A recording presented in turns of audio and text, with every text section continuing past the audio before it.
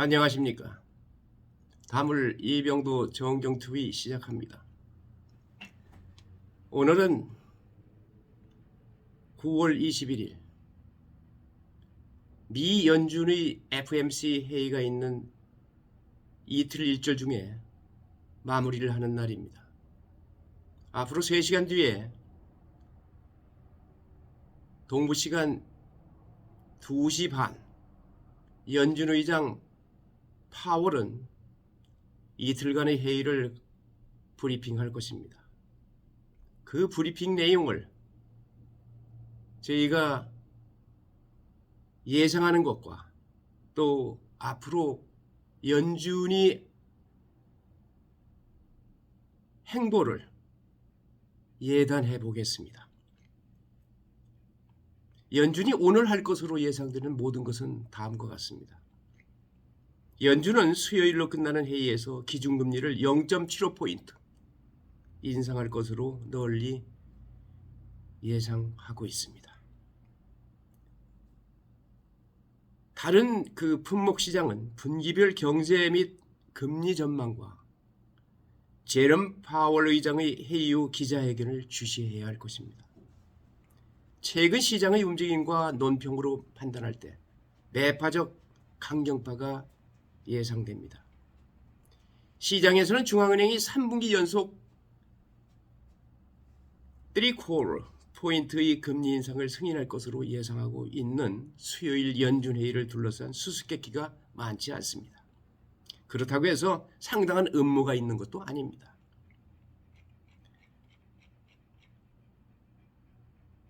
연준 회의 직후 시장이 거래하는 방식의 열쇠가 될 수 있는 숫자가 하나 있습니다. 인플레이션이 여전히 높은 상태에서 연준은 하이킹을 멈출 수 있는 곳에서 먼 길을 갈 수 있습니다. 라는 것을 예시하고 있습니다. 연준이 시장이 주문한 것을 제공할 것이 거의 확실하지만 월스트리트의 관심을 끌 만한 다른 항목이 많이 있습니다. 다음은 금리 설정 연방공개시장위원회 회의에서 기대할 수 있는 사항에 대한 간략한 요약입니다. 첫째, 금리에 대해서 말씀드리겠습니다. 폭주하는 인플레이션을 해결하기 위한 지속적인 노력의 일환으로 연준은 기준금리를 목표 범위인 3%에서 3.25%까지 끌어올리는 0.75포인트 인상을 승인할 것입니다. 이는 2008년 초 이후 최고 수준의 연방기금 금리입니다. 시장은 1%포인트 인상할 가능성을 약간의 기회로 제시하고 있습니다. 이는 연준이 1990년 연방기금 금리를 주요 정책 도구로 사용하기 시작한 이래 한 번도 한 적이 없는 일입니다. 경제 전망에 대해서 말씀을 드려보겠습니다. 이번 주 회의에서 연준 관리들이 분기별 금리 및 경제 전망 업데이트를 발표할 예정입니다. 경제 전망 요약은 SEP라고 이야기합니다만 공식적인 예측은 아니지만 정책 입안자들이 다양한 지표와 금리 방향을 보는 위치에 대한 통찰력을 제공합니다. SEP에는 개인 소비 지출 물가지수로 측정한 GDP, 실업률 및 인플레이션에 대한 수정치가 포함됩니다.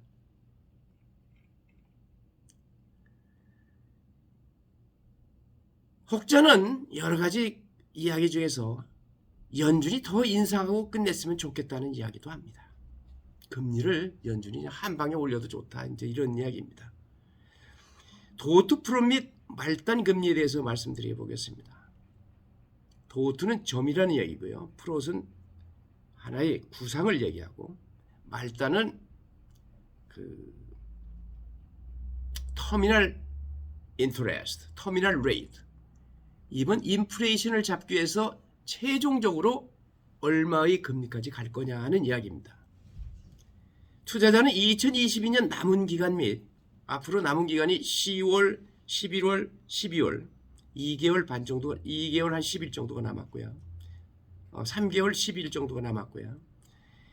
그 이후 연도에 대한 개별 회원의 금리 예측, 소위 FOMC 회의에 참여하는 멤버들의 금리 예측에 대한 소위 점 프롯을 가장 면밀히 주시할 것이며 나는 얼마가 될 것이다. 얼마가 될 것이다 라고 스스로 예상하는 것을 점프로시라고 얘기를 합니다. 이 해의 버전은 처음으로 2025년까지 연장됩니다. 소위 인플레이션을 잡는 그 기간을 2025년까지 연장한다 이런 얘기입니다. 여기에는 최종 금리에 대한 전망, 즉 당국자들이 금리 인상을 중단할 수 있다고 생각하는 지점이 포함될 것이며 이는 회의에서 가장 시장을 움직이는 이벤트가 될 것입니다. 6월의 위원회는 FOMC 위원회는 최종 금리를 3.8%로 설정했습니다. 이번 주 회의 이후에는 최소 0.5%포인트 더 높을 가능성이 있습니다. 이거는 결국 오늘 회의의 핵심 사항입니다. 제롬 파월 연준 의장이 이틀간의 회의가 끝난 뒤 기자회견을 가질 예정입니다. 지난 7월 회의 이후 가장 주목할 만한 연설에서 파월 의장은 8월 말 와이오밍주 잭슨홀에서 열린 연준의 연례 심포지움에서 인플레이션을 낮추겠다는 자신의 약속과 특히 약간의 고통, some pain을 가할 의지를 강조하는 짧고 날카로운 연설을 했습니다. 그것을 실현하기 위해 경제에 아마도 똑같은 이야기를 하지 않나 하는 생각이 듭니다. 블록에 대한 아이들. 이 회의에서 약간의 주름은 3명의 비교적 새로운 구성원인 마이클 바, 이 주지사와 지역회장, 로리 로간 델러스 및 수잔 콜린스 보스턴의 의견입니다. 콜린스와 바는 지난 7월 회의에서 참석했지만 이번이 첫 SAP 및 점프롯이 됩니다. 그동안은 미래에 대한 예측을 앞으로 향후 2023년, 2024년, 2025년에 대한 금리에 대한 예측, 또 인플레이션에 대한 예측, 이런 등등의 점프롯이 하지 않았다는 이야기입니다. 그리고 경제 전망에 대해서 자기 의견을 뚜렷하게 소신을 밝히지 않았다는 이야기죠. 예상에 개인의 이름이 붙지 않았지만 연준의 정책 방향에 새로운 위원들이 합류할지 지켜보는 것도 흥미로울 것입니다. 이 모든 것을 종합하면 투자자들이 가장 주의 깊게 관찰하게 될 것은 회의의 분위기입니다.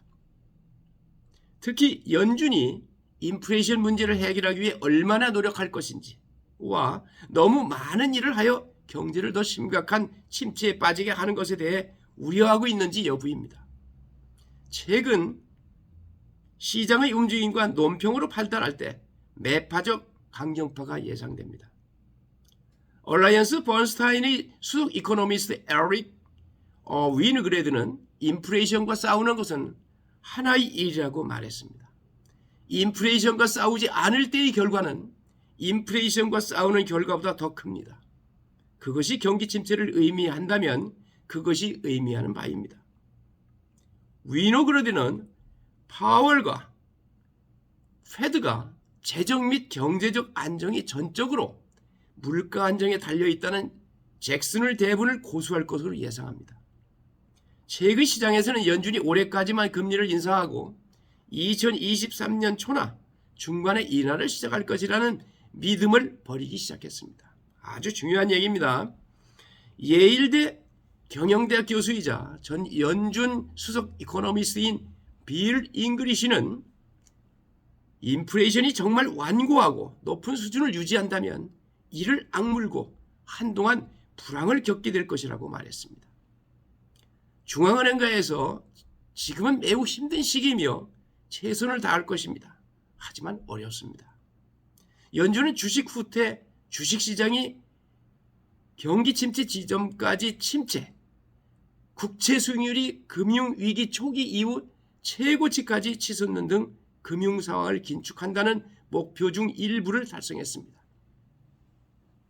9월 초 연준이 발표한 자료에 따르면 2분기 가계 순자산은 4% 이상 감소한 143조 8천억 달러를 기록했습니다.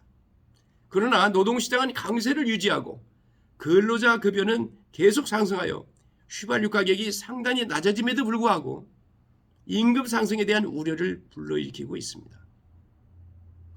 최근 모건 스탠리와 골드만삭스는 연준이 물가를 낮추기 위해 2023년까지 금리를 인상해야 할 수도 있다는 점을 인정했습니다.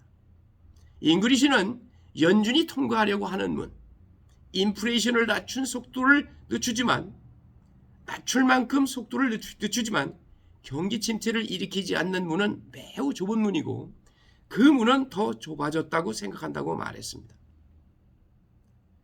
인플레이션이 완고하고 높은 상태를 유지하고 연준이 계속 인상해야 하는 해당 시나리오가 있습니다. 그는 향후 매우 나쁜 대안이라고 말했습니다. 연준의 사명은 인플레이션을 잡는 겁니다. 경우에 따라서는 고통을 감수해야 된다고 주장합니다. 고통을 감수하지 않고 인플레이션을 잡기를 희망합니다.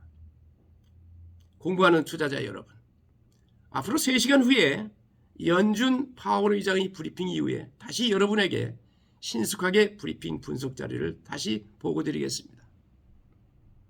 다음을 이병도 정경 TV를 시청해 주셔서 감사합니다. 다시 뵙겠습니다.